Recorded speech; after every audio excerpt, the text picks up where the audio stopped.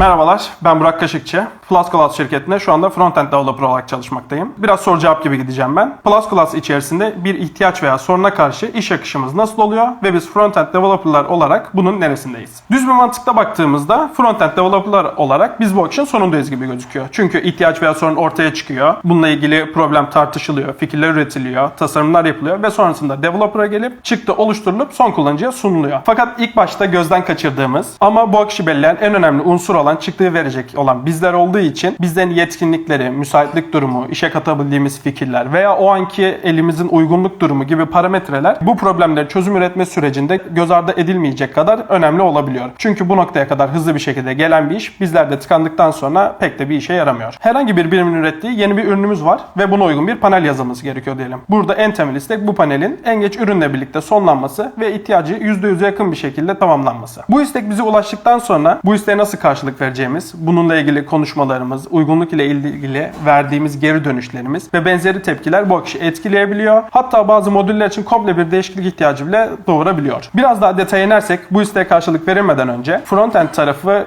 için tartışmaya başladığımız veya bu iş üst yöneticilerimiz tarafından bize gelmeden yürütülüyor ise tartışmaya başlanan en temel olay ve ilk nokta bu projenin nasıl yapılacağı, nerede varınacağı, hangi framework ile nasıl bir sistem üzerinde inşa edileceği oluyor. Burada seçilebilecek ve son kullanıcı tarafından alacağı sonuç itibariyle A, B ve C gibi seçenekler olduğunu düşünelim. Burada kararı verirken çalışabilecek developerların yetkinliği devreye giriyor. Örnek veriyorum. A ile yapılsa bu proje için seçilen developerların yeterli yetkinliği olmadığı için öğrenme süreciyle onay, B yöntemiyle yapılsa elimizde buna uygun olarak bir tane developer olduğu için 8 ayda yapılıyor diyelim. Ve C yöntemiyle yapılırsa da buna uygun olarak 2 tane developer'ımız var ve 3 ay gibi bir sürede yapıldığını düşünelim. Burada hem iş sonuçlandırma hem de maliyet açısından bize uygun olan C seçeneğiyle devam etmek daha mantıklı oluyor. Bu ve bunun gibi konularda top sürekli bize gelip en uygun yol bulunduğundan hem iş akışı hem de tasarımlar bu yönde ilerlediği için proje hem çok kısa bir sürede hem de nasıl ilerlenmesi gerektiği bilindiği için hatasız bir şekilde yürüyebiliyor. Eğer burada konu böyle olmayıp düz bir akışta ilerlenip fikir oluşturuldu, tasarım bu, sizler bunu böyle yapacaksınız denseydi hem konuya hakimiyet eksikliği hem de uygun olmayan seçim ihtimalleriyle isteklere %100 cevap verilemeyebilir, projenin sonlanması uzayabilir ve maliyet olarak öngörülemeyen bir sonuca ulaşılabilirdi. Bu ve bunun gibi örnekleri çoğaltmak mümkün. Ama temel olarak baktığımızda kullanıcıya gösterilecek olan her adımda karar verilirken bizlerin söylemleri işin en hızlı ve en uygun şekilde sonlandırabilmek için büyük önem taşıyor.